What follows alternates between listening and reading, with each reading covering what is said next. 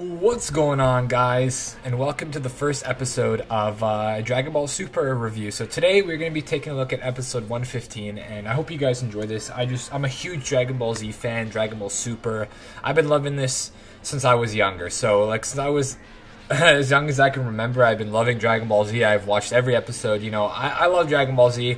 I'm loving Super as well, and I decided, you know what?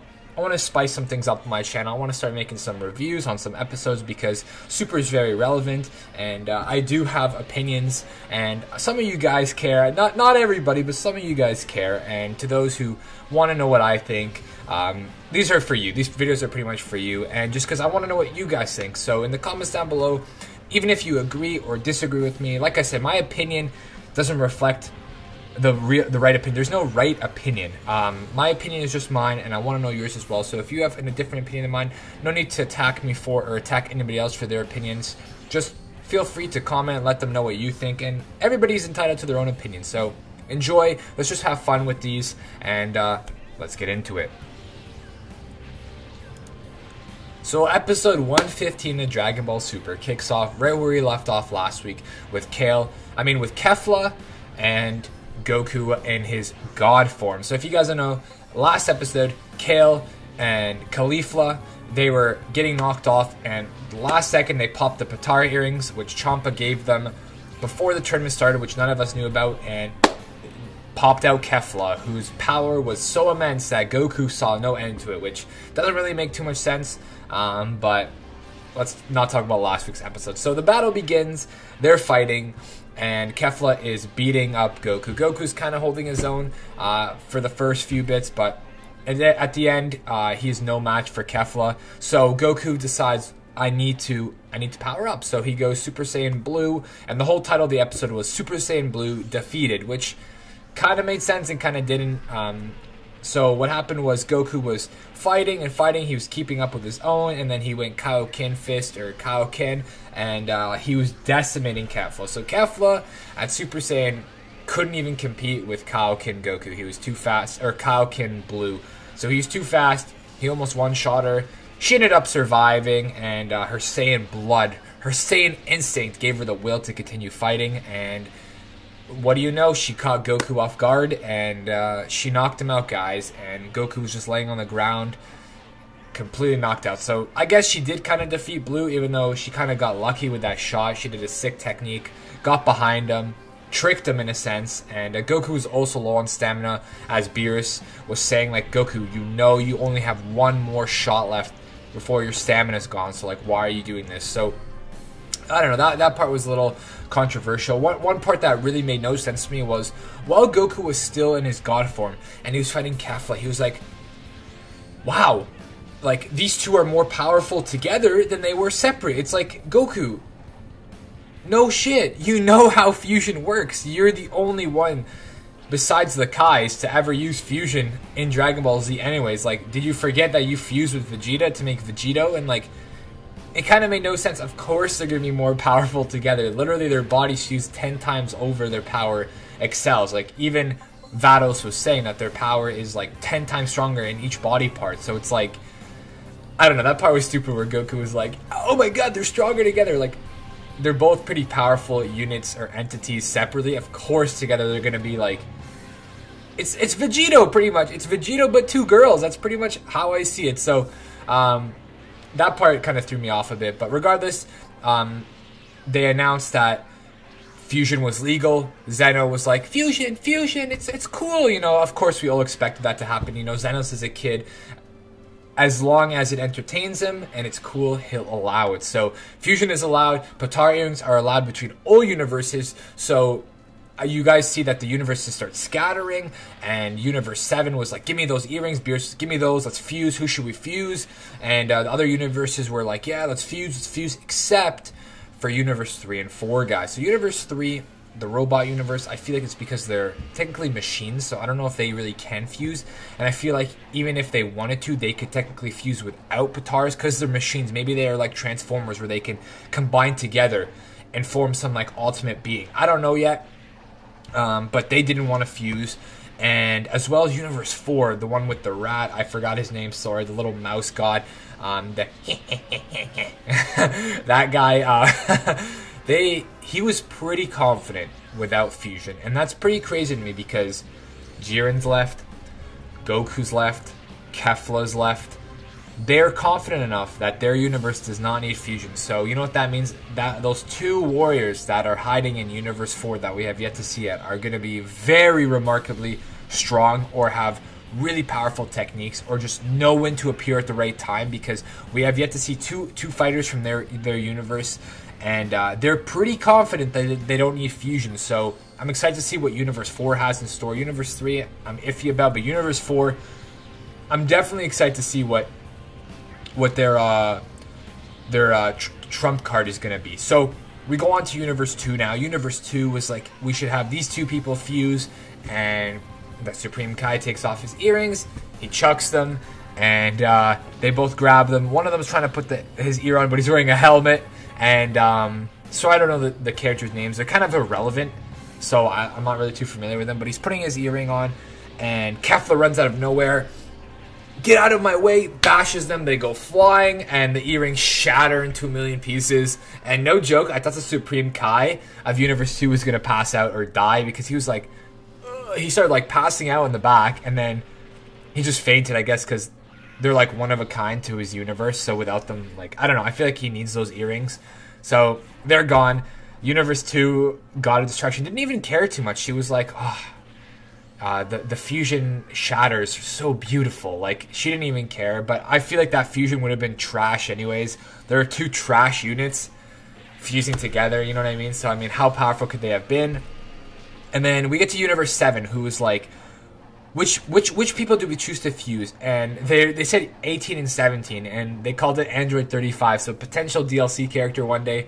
Just kidding, but that'd be a cool, like, fan fiction, fan favorite, like, character, like something that's not real, that's not existent in DBZ. Android 35, that's pretty trippy to me. Or maybe it's like Super Android, yeah, 35, I don't know. But it's crazy that they didn't recommend Goku and Vegeta. Like I said, the Supreme Kai and the Elder Kai know that Vegeta's a thing. Supreme Kai has seen him twice in Z and Super with Vegeta Blue, and then Super Vegeta in Dragon Ball Z. So I'm surprised they didn't recommend both of them. But I guess it's because they're both in individual battles. Plus, it's their two trump cards is Goku and Vegeta. So it's like, it's kind of iffy for them to fuse. And also, if it does get down to it, how many warriors are left?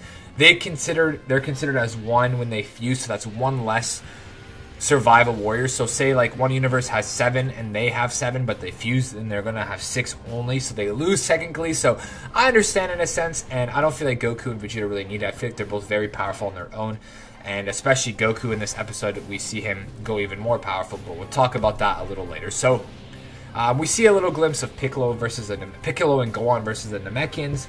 You see them catching Piccolo off guard. Gohan comes in with Sankos and saves him, blows the Namekian's hand off, and then the Namekian regenerates. And that's all we really see of that fight. It's been going on for like 3 episodes, and we've barely seen any action. So I'm excited to see what's going to happen between them. Honestly, they're strong Namekians, but I'm surprised that Gohan isn't able to just destroy them. Gohan should be strong enough, I feel, to at least take out one of them, if not both of them. We haven't really seen Gohan. He had such a big come up in the series from his tracksuit form till now, but he's just not getting that spotlight he deserves. And I hope Gohan gets a new transformation or evolves or surpasses what he's at now further on in the show. But for now, we stop at there. They showed us a little glimpse of the fight, but nothing too special.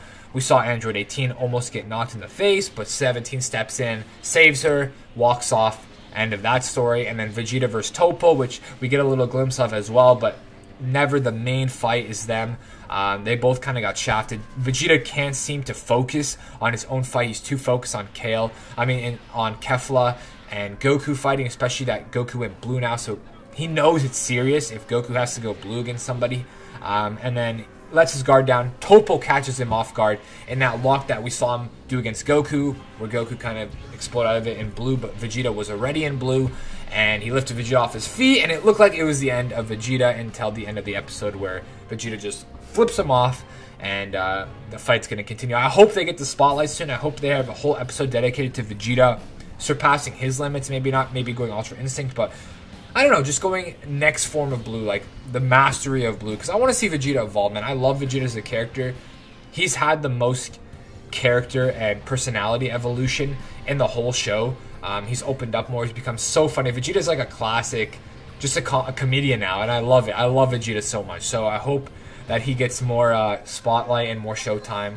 And yeah, that was that. Jiren flinches in the episode as well, which shows the true power between Goku and Kefla. Like, his eye twitched, and I don't know why that's so badass to me, but like, you know, Jiren, he's just so OP that the fact that something's making him flinch or is getting his attention is pretty unique to me, and it just shows the true power. So let's get to the spicy part, the spicy meatball. So Goku collapses. Kefla doesn't want to knock him out. You can see in her eyes that she wants Goku to get up because she wants to continue to push herself so that she could grow even more. And she feels like with Goku is going to be the best way because they're both Saiyans. They both have the same instinct to fight. And she knows that she could potentially hit Blue at some point. Well, she thinks she can. At least she doesn't. I don't know if she understands Blue completely. That it's God Key. It's not just from within in a sense. It's I don't know. I don't ever see Kefla going blue, and I hope she doesn't, because that would just ruin Blue, and I'm sure a lot of people would be mad if that were to happen. But Goku gets up. She unleashes 6 of those key blasts that she has, and Goku dodges all of them. It goes into a black screen, then he goes Ultra Instinct again. The music pops up his OST, and it's so lit. Dodges all of them. And it's really cool that he awakened Ultra Instinct this time on his own. It's kind of trippy as well, because last time, I understand with the Spirit Ball, the energy from the Spirit Ball allowed him to push past his potential. But this time, he kind of did it on his own when he looked like he was down and out. But, you know, that's Goku. He always comes back. But I feel like through the fight with Kale, Caulifla, and Kefla, it pushed him. It awakened him. Because as you can see, he said when he went Super Saiyan 3 that he felt immense, unbelievable energy bring up inside him. So I feel like they unlocked it technically by training him. They technically trained him in the 2-3 minutes they were fighting. In the last 3 episodes, it's only been 3 minutes, I believe. So, I mean, they pushed him. He broke through his barrier again. We see Whis, who is shocked. Whis is like, I did not expect to see this again in the tournament. Whis is like completely blown away. Beerus is pissed at first, but then he's like, all right, like, let's see Ultra Instinct again. I guess he wants to study it for himself. Maybe he's happy because at least he knows Goku isn't going to get eliminated and is going to destroy Kefla. I don't know, but he seems pissed at first, and he seems pissed and happy. So I want to see what Beerus is planning. I actually personally thought he was going to jump in when he was like, let's see what Ultra Instinct's all about. I thought he was going to jump in because he stood up. But of course he would have gotten erased if he did that, so that would have been stupid. Plus he would have fought his own teammate. No, that wouldn't have happened. But it was a cool episode. I really enjoyed it, guys. I want to know your guys' opinion on the episode. I'm going to talk quickly, just really quick about the preview for the next episode. So if you don't want to see that, or if you skip that part, skip ahead, or just click off the video. So we see the battle begins between Goku and Kefla. Kefla goes into this type of rage. It looks like a rage form. Clearly she's not just a Super Saiyan in the form she's in as a fusion. She's in the legendary Super Saiyan form because of the hair. She looks more like Kale than she did Caulifla. So she's super powerful. She does this type of key blast where it's like a mixture of a destructo disc mixed with like a fireball. That's what it looked like to me. It looked really enjoyable, and you could see her going all out in the next episode. Goku's just dodging everything. And what really captivated my attention, I'm sure captivated everybody's attention, Jiren wakes up, guys. So Jiren emerges, not wakes up, but he emerges from his meditation because he feels Goku, and he knows the threat is back. He knows that competition to him is back. So Jiren awakens, which is so hype. I'm excited to see how this plays out with Jiren and how he gets back into the fight or what he does in the future. But Jiren wakes up. Kale and Caulifla and Goku are going at it. Hope we see more spotlights of other characters in the next few episodes. Frieza's just watching. Frieza's actually interested in this fight, and I'm excited to see what Frieza does because Frieza hasn't really done much so far. Frieza's the smartest fighter. Saved all of his ki, just watching, knows everybody's movements at this point, I'm sure. And I don't know, man. Frieza's scaring me. So let me know what you guys think happens. I hope you guys like my first review of episode 115. I'm going to be doing these weekly, as long as you guys enjoy them. Even if you don't, I'm going to do them because some of you guys care for my opinion. And like I said, I love Super, so I want to express my thoughts and my opinions on the episode. And yeah, hope you guys enjoy. Thank you guys so much. Drop a thumbs up if you enjoyed. If you didn't, feel free to leave a dislike. Let me know in the comments your opinion down below. And I will see you guys in the next week's episode for these reviews. Love you guys, and stay awesome, homies. Peace.